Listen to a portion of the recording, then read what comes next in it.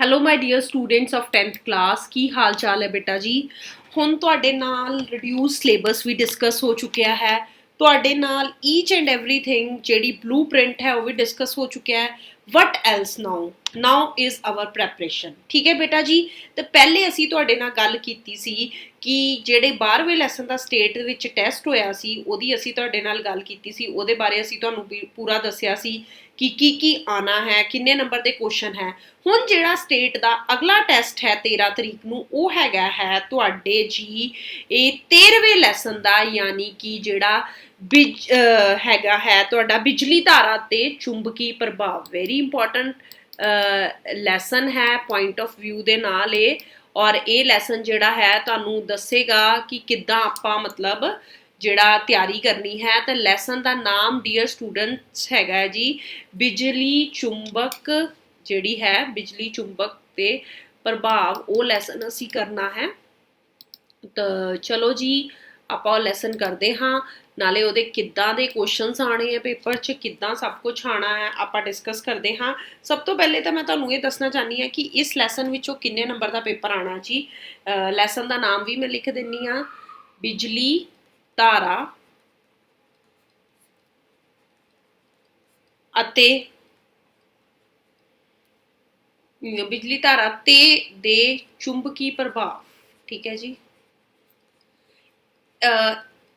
ਇਹਦੇ ਨਾਲ ਬੇਟਾ ਜੀ ਇੱਕ ਹੋਰ ਗੁੱਡ ਨਿਊਜ਼ ਤੁਹਾਡੇ ਲਈ ਆ ਗਈ ਹੈ ਕਿ ਜਿਹੜੇ ਵੀ ਬੱਚੇ ਕਹਿ ਰਹੇ ਸੀ ਇੰਗਲਿਸ਼ ਮੀਡੀਅਮ 'ਚ ਮੈਮ ਪਲੀਜ਼ ਪ੍ਰੈਪਰੇਸ਼ਨ ਕਰਵਾਓ, तो super 100 questions are released by state in released from the state in English medium, so it is a good news for you people। और ਅੱਜ ਆਪਾਂ ਉਹਨਾਂ ਦੀ ਜਿਹੜੀ discussion ਹੈ ਉਹ ਆਪਾਂ English ਵੀ ਕਰਾਂਗੇ। and in English I can say this lesson is called as magnetic effects of electric current, that is magnetic effects of electric current।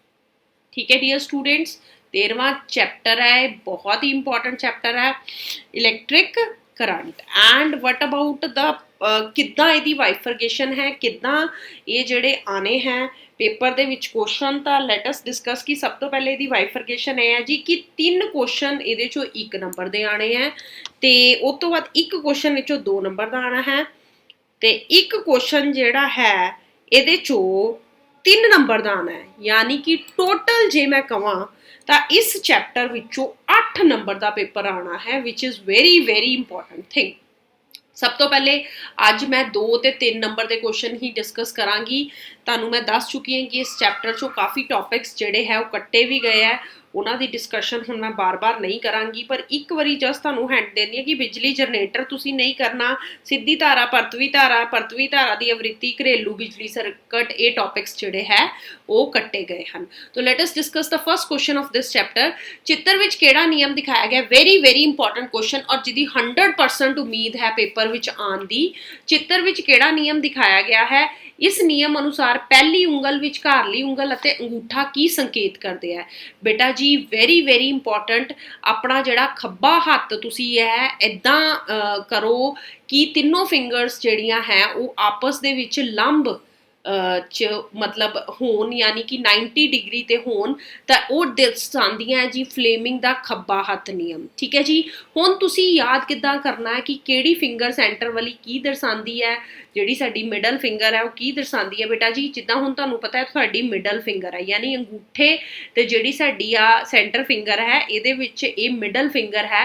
तां मिडल फिंगर तो तुसीं याद रखना चुंबकी खेतर, जिन्हों आपां कहने आ मैगनैटिक फील्ड। की कहने आ जी, मैगनैटिक फील्ड। ठीक है। जिहड़ी तुहाडी और जे आपां इहदी गल करिए ये साडी सेंटर फिंगर है, क्योंकि 2 फिंगर्स इधर है 2 है, तो सेंटर फिंगर जिहड़ी साडी है वो दिखाती है English medium same for you current, यानी कि बिजली धारा। और जिहड़ी लास्ट है साडी जिहड़ी फिंगर है वो साडी की दिखाती है बल, गति, जिन्हों आपां फोर्स कह दिंदे आ, विच इज़ वेरी इंपॉर्टेंट। ठीक है। अंगूठा साडा दिखाता है फोर्स या बल या गति। ठीक है ना। मिडल तो आपां याद रखना मैगनैटिक फील्ड, दैट इज चुंबकी खेतर। बिजली धारा सेंटर तो असीं याद रखना करंट। ठीक है। सेंटरली फिंगर की दर्शाती है, करंट। पहली उंगल दिखाती है चुंबकी खेतर, विचकारली दिखाती है जी बिजली धारा, विचकारली सेंटर। ठीक है। अंगूठा की दिखाता है जी फोर्स। ठीक है।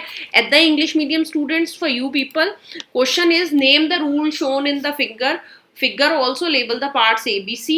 ਤਾਂ ਬੇਟਾ ਜੀ ਹੁਣ ਮੈਂ ਤੁਹਾਨੂੰ ਡਿਸਕਸ ਕੀਤਾ ਕਿ ਇਹ ਪੇਪਰ 'ਚ ਇਹਦੀ ਲੇਬਲਿੰਗ ਬਹੁਤ ਇੰਪੋਰਟੈਂਟ ਹੈ। ਸਭ ਤੋਂ ਪਹਿਲੇ ਤਾਂ ਤੁਸੀਂ ਦੇਖਣਾ ਹੈ ਜੀ ਲੈਫਟ ਹੈਂਡ ਫਲੈਮਿੰਗ ਰੂਲ ਹੈ ਸੀ ਨੂੰ ਤੁਸੀਂ ਲੇਬਲ ਕਰਨਾ ਤੇ ਮਿਡਲ ਫਿੰਗਰ ਹੈ ਤਾਂ therefore this is your middle finger ਜਿਹੜੀ ਆਪਣੀ ਆਪਾਂ ਸੀ ਦੀ ਕਰਨੀ ਹੈ ਹਨਾ।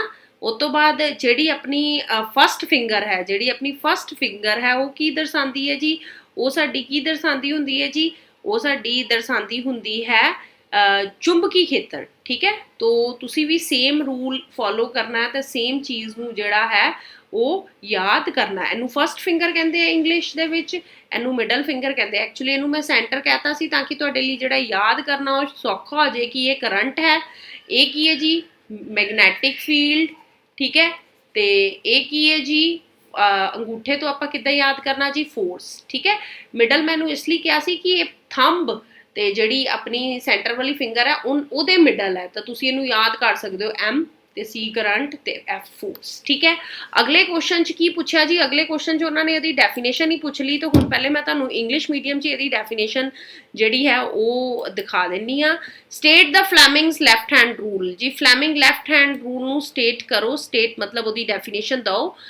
ਫਲੈਮਿੰਗ left hand rule states that if we arrange thumb, the middle and the forefinger of the left hand, ਜੇ ਲੈਫਟ ਹੈਂਡ ਰੂਲ ਹੈ ਤਾਂ ਲੈਫਟ ਹੈਂਡ ਤੇ ਰਾਈਟ ਐਂਗਲ ਤੇ। ਬੇਟਾ ਇਹ ਬਹੁਤ ਇੰਪੋਰਟੈਂਟ ਚੀਜ਼ ਹੈ ਕਿ ਜੇ ਰਾਈਟ ਐਂਗਲ ਆਪਾਂ ਉਹਨਾਂ ਨੂੰ ਟੂ ਈਚ ਅਦਰ ਕੀਤਾ, if the forefinger points towards the direction of magnetic field, the middle finger points towards the direction of current and the thumb points to the direction of the force or motion। ਤਾਂ ਨਾ ਬਾਰ-ਬਾਰ ਗੱਲ ਕੀਤੀ ਗਈ ਹੈ ਸਾਡੀ ਕਿ ਜਿਹੜੀ ਤੁਹਾਡੀ ਆਹ ਵਾਲੀ ਫਿੰਗਰ ਹੈ ਉਹ ਕਰੰਟ ਦਰਸਾਏਗੀ, ਮਿਡਲ ਫਿੰਗਰ ਯਾਨੀ ਮੈਂ ਤੁਹਾਨੂੰ ਇਹ ਕਿਹਾ ਕਿ ਤੁਸੀਂ ਇਹਨੂੰ ਯਾਦ ਕਰ ਲਓ ਕਿ ਜਿਹੜੀ ਮਿਡਲ ਦੇ ਨਾਮ ਨਾਲ, ਠੀਕ ਹੈ, ਉਹਨੂੰ ਮੈਗਨੈਟਿਕ ਫੀਲਡ ਜਿਹੜੀ ਹੈ।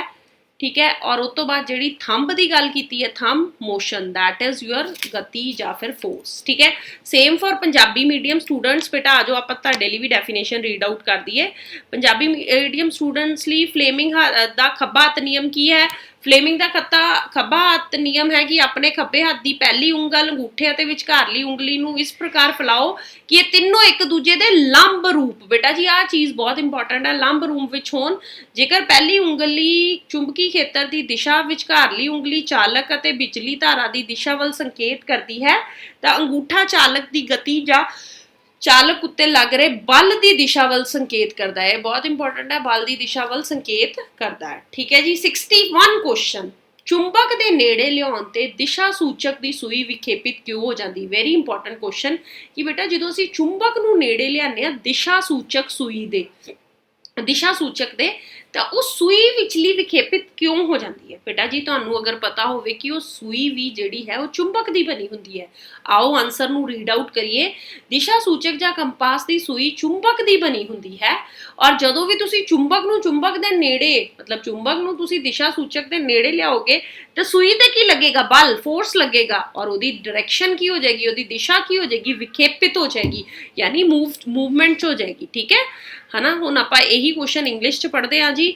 61 question, that is why does a compass needle get deflected when brought near a bar magnet? ਜਦੋਂ ਵੀ ਤੁਸੀਂ ਕੰਪਸ ਨੂੰ ਬਾਰ ਮੈਗਨੇਟ ਦੇ ਲਾਗੇ ਲਿਆਂਦੇ ਹੋ ਤੇ ਜਿਹੜੀ ਅੰਦਰਲੀ ਨੀਡਲ ਹੈ ਉਹ ਡਿਫਲੈਕਟ ਕਿਉਂ ਹੋ ਜਾਂਦੀ ਹੈ? A compass needle is a small bar magnet. When it is brought near a bar magnet, its magnetic field lines interact with the bar magnet. ਹਾਂਜੀ ਦੋਨੋਂ ਜੀ ਕੀ ਨੇ? ਦੋਨੋਂ ਕੀ ਨੇ? ਦੋਨੋਂ ਚੁੰਬਕ ਹੈ ਤੇ ਦੋਨਾਂ ਦਾ ਜਿਹੜਾ ਮੈਗਨੈਟਿਕ ਫੀਲਡ ਬਾਰ ਮੈਗਨੇਟ ਹੈ ਉਹ ਇੱਕ ਦੂਜੇ ਨਾਲ ਕੀ ਕਰਦਾ ਜੀ? ਇੰਟਰੈਕਟ ਕਰਦੀਆਂ ਮੈਗਨੈਟਿਕ ਫੀਲਡ ਲਾਈਨਸ, ਤੇ ਜਿਹਦੇ ਕਰਕੇ ਉਹ 'ਚੋਂ ਕੀ ਹੋ ਜਾਂਦੀ ਹੈ? ਡਿਫਲੈਕਸ਼ਨ ਸ਼ੋ ਹੋ ਜਾਂਦੀ ਹੈ। ਠੀਕ ਹੈ ਜੀ, ਅਗਲਾ ਕੁਐਸਚਨ ਪਹਿਲੇ ਇੰਗਲਿਸ਼ ਮੀਡੀਅਮ 'ਚ ਹੀ ਪੜਾਂਗੇ। ਡਰੋ ਮੈਗਨੈਟਿਕ ਫੀਲਡਸ ਲਾਈਨ ਅਰਾਊਂਡ ਅ ਬਾਰ ਮੈਗਨੇਟ। Very very important. ਬੇਟਾ ਜੀ ਇੱਕ ਗੱਲ ਤੁਸੀਂ ਯਾਦ ਰੱਖਣੀ ਹੈ, ਜਦੋਂ ਵੀ ਅਸੀਂ ਤੁਹਾਨੂੰ ਦੱਸਿਆ ਵੀ ਹੈ ਕਿ ਲੋਹ ਚੂਰਨ ਨੂੰ ਅਸੀਂ ਵਿੱਚ ਛੜ ਚੁੰਬਕ ਰੱਖ ਦਿੰਦੇ ਹਾਂ ਨਾਰਥ ਸਾਊਥ ਡਾਇਰੈਕਸ਼ਨ 'ਚ, ਤੇ ਅਗਰ ਆਪਾਂ ਲੋਹ ਚੂਰਨ ਆਲੇ ਦੁਆਲੇ ਰੱਖ ਕੇ ਉਹਨੂੰ ਟੈਪ ਕਰੀਏ ਤਾਂ ਕੁਝ ਇੱਦਾਂ ਦੀਆਂ ਲਾਈਨਾਂ ਸਾਡੇ ਕੋਲ ਜਾਂਦੀਆਂ। ਇੱਕ ਗੱਲ ਬਸ ਤੁਸੀਂ ਇੱਥੇ ਯਾਦ ਰੱਖਣੀ ਹੈ, ਇਹਨਾਂ ਨੂੰ ਆਪਾਂ ਮੈਗਨੈਟਿਕ ਲਾਈਨਸ ਕਹਿ ਦਿੰਦੇ ਹਾਂ, ਚੁੰਬਕੀ ਜਿਹੜੀਆਂ ਸਾਡੀਆਂ ਹੈ ਲਾਈਨਸ। ਠੀਕ ਹੈ ਨਾ, ਤੇ ਇੱਕ ਗੱਲ ਇੱਥੋਂ ਯਾਦ ਰੱਖਣੀ ਕਿ ਇਹਦੀ ਡਾਇਰੈਕਸ਼ਨ ਕੀ ਹੁੰਦੀ ਜੀ? ਆਲਵੇਜ਼ ਐਰੋ ਕਿੱਧਰੋਂ ਹੋਏਗਾ? North to south. ਡਾਇਰੈਕਸ਼ਨ ਕਿੱਧਰੋਂ ਹੁੰਦੀ ਹੈ? North to south. ਡਾਇਰੈਕਸ਼ਨ ਕਿੱਧਰੋਂ ਹੁੰਦੀ ਹੈ? North to south. ਠੀਕ ਹੈ ਜੀ। ਔਰ ਜਿੱਦਾਂ ਜਿੱਦਾਂ ਇਹ ਦੂਰ ਜਾਂਦੀਆਂ ਤੇ ਜਿਹੜਾ ਸਾਡਾ ਮੈਗਨੈਟਿਕ ਫੀਲਡ ਹੈ ਉਹ ਘਟਦਾ ਜਾਂਦਾ ਹੈ ਜੀ, ਠੀਕ ਹੈ। ਇਹ ਵੀ ਗੱਲ ਤੁਸੀਂ ਨੋਟ ਕਰਨੀ ਹੈ। Same for the Punjabi medium ਇੱਦਾਂ ਹੀ ਡਰਾ ਕਰਨੀ ਆ ਤੁਸੀਂ ਵੀ, ਵੈਰੀ ਵੈਰੀ ਇੰਪੋਰਟੈਂਟ। ਆ ਦੇਖੋ ਜੀ ਇੱਦਾਂ ਹੀ ਡਰਾ ਕਰਨੀ ਹੈ। ਔਰ ਜਦੋਂ ਵੀ ਤੁਹਾਨੂੰ ਆ ਜਾਏ ਕਿ ਚੁੰਬਕੀ, ਇੱਕ ਗੱਲ ਬਸ ਇਹ ਨੋਟਿਸ ਕਰਨੀ ਹੈ ਕਿ ਜਿਹੜੀ ਡਾਇਰੈਕਸ਼ਨ ਹੈ ਉਹ always from north to south ਹੋਏਗੀ, ਠੀਕ ਹੈ ਜੀ। ਚਲੋ ਜੀ, what about the next question, ਦੋ ਚੁੰਬਕੀ ਰੇਖਾਵਾਂ ਇੱਕ ਦੂਜੇ ਨੂੰ ਕਿਉਂ ਨਹੀਂ ਕੱਟਦੀਆਂ? ਵੈਰੀ ਵੈਰੀ ਇੰਪੋਰਟੈਂਟ ਕੁਐਸਚਨ, ਔਰ ਇੱਕ ਫੀਚਰ ਹੈ ਇਹ ਚੁੰਬਕੀ ਰੇਖਾਵਾਂ ਦਾ ਕਿ ਇੱਕ ਦੂਜੇ ਨੂੰ ਕਿਉਂ ਨਹੀਂ ਕੱਟਦੀਆਂ। ਬੇਟਾ ਜੀ ਜੇਕਰ ਕੋਈ ਦੋ ਚੁੰਬਕੀ ਰੇਖਾਵਾਂ ਇੱਕ ਦੂਜੇ ਨੂੰ ਕੱਟਣਗੀਆਂ ਤਾਂ ਕਾਟ ਬਿੰਦੂ ਤੇ ਜਿੱਥੇ ਉਹ ਕੱਟਣਗੀਆਂ ਬੇਟਾ ਜੀ, ਉੱਥੇ ਜਿਹੜੀ ਚੁੰਬਕੀ ਕੰਪਸ ਦੀ ਸੂਈ ਹੈ ਉਹ ਦੋ ਦਿਸ਼ਾਵਾਂ ਵੱਲ ਸੰਕੇਤ ਕਰੇਗੀ, ਯਾਨੀ ਟੂ ਡਾਇਰੈਕਸ਼ਨਸ ਸ਼ੋ ਹੋਣਗੀਆਂ ਜਿਹੜੀਆਂ ਕਿ ਸੰਭਵ ਨਹੀਂ ਹੈ। ਜਦੋਂ ਦੋ ਚੁੰਬਕੀ ਰੇਖਾ ਆਪਸ ਨੂੰ ਕੱਟ ਗਈਆਂ ਤਾਂ ਉਸ ਕਾਟ ਬਿੰਦੂ ਤੇ ਯਾਨੀ ਉਸ ਇੰਟਰਸੈਕਸ਼ਨ ਪੁਆਇੰਟ ਤੇ ਦੋ ਡਾਇਰੈਕਸ਼ਨਸ ਸ਼ੋ ਕਰੇਗੀ magnetic campus, which is not possible। ਇਸ ਲਈ ਦੋ ਚੁੰਬਕੀ ਰੇਖਾਵਾਂ ਇੱਕ ਦੂਜੇ ਨੂੰ ਕਦੀ ਵੀ ਨਹੀਂ ਕੱਟਦੀਆਂ। Why don't two magnetic lines of force intersect each other? Why don't two magnetic lines of force intersect each other? If two field lines of magnet intersect, then at a point of intersection the compass needle points two different directions। ਜਿਹੜੀ compass ਦੀ needle ਹੈ ਉਹ ਦੋ different directions ਜਿਹੜੀਆਂ ਹੈ show ਕਰਨਗੀਆਂ ਜਿਹੜੀਆਂ ਕਿ ਨਹੀਂ possible। Hence two fields line do not intersect। ਇਸ ਲਈ ਇਹ ਦੋਨੋਂ ਲਾਈਨਸ ਆਪਸ 'ਚ ਇੰਟਰਸੈਕਟ ਨਹੀਂ ਕਰਦੀਆਂ। ਇੰਨਾ ਹੀ ਤੁਹਾਡਾ ਅੱਜ ਦਾ ਹੋਮਵਰਕ ਹੈ।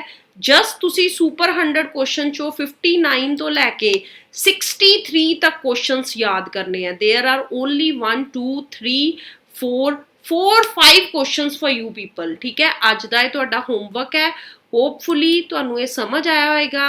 Till then, goodbye, take care dear students।